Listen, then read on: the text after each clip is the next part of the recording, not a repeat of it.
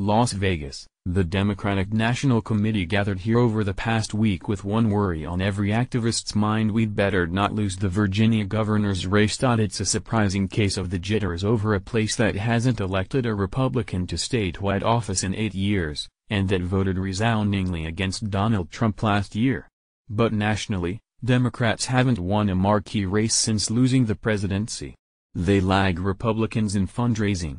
A loss for Lieutenant Governor Ralph Northam against Republican Ed Gillespie on November 7 could stir doubts about message and strategy just as the National Party is gearing up for next year's all-important midterm elections.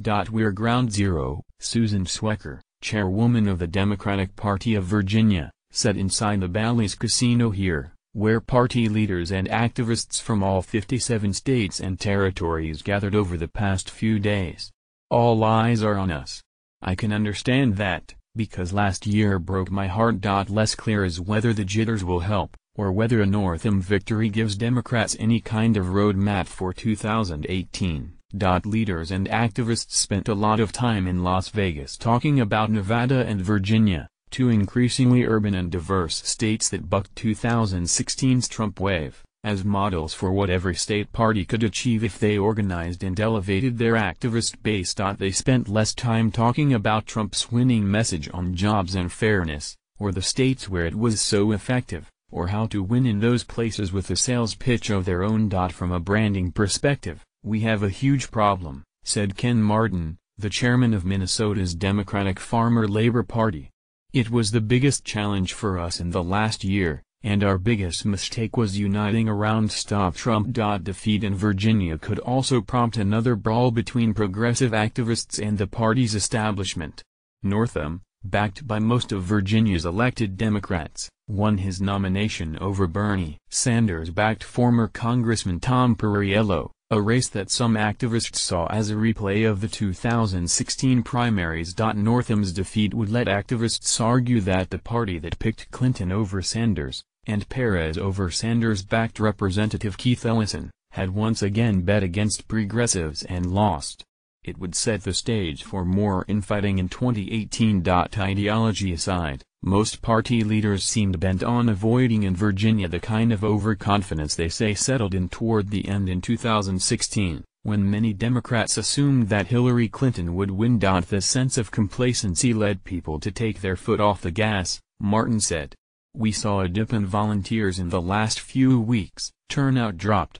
That can't ever happen again. DNC Chairman Tom Perez went further, rebuking Democrats who believe Virginia is now solidly, safely, permanently blue after years of population growth in the diverse suburbs of Washington. I hear demographics is destiny and it's nails on a chalkboard to me, Perez said at a session here over the weekend. Demographics is not destiny.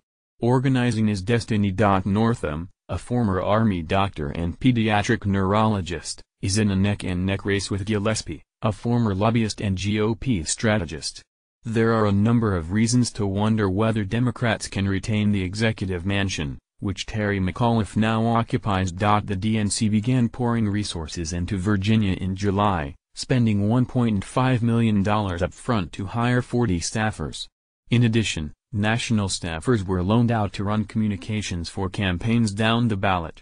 The party paid for direct mail to non-white voters. DNC Hispanic Media Director Francisco Pelayo and party operative Andrea Peoples were tasked with outreach to Latino and Black female voters. But they're doing it with less money than the Republican National Committee. The DNC raised just $4.4 million in August, and spent slightly more money than it took in. As of last month, its debt, $4.1 million, was almost twice the size of its cash reserves. The RNC, meanwhile, reported $45.9 million in the bank and no debt.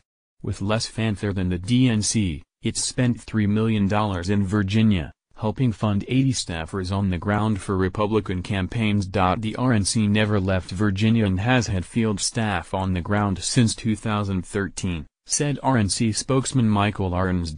The Northam-Gillespie race has heated up in the last month, as Gillespie, who once urged his party to moderate on immigration, launched half a dozen TV and radio ads warning that Northam would leave Virginia vulnerable to the Central American gang MS-13 by refusing to ban sanctuary cities that enforce softer immigration policies.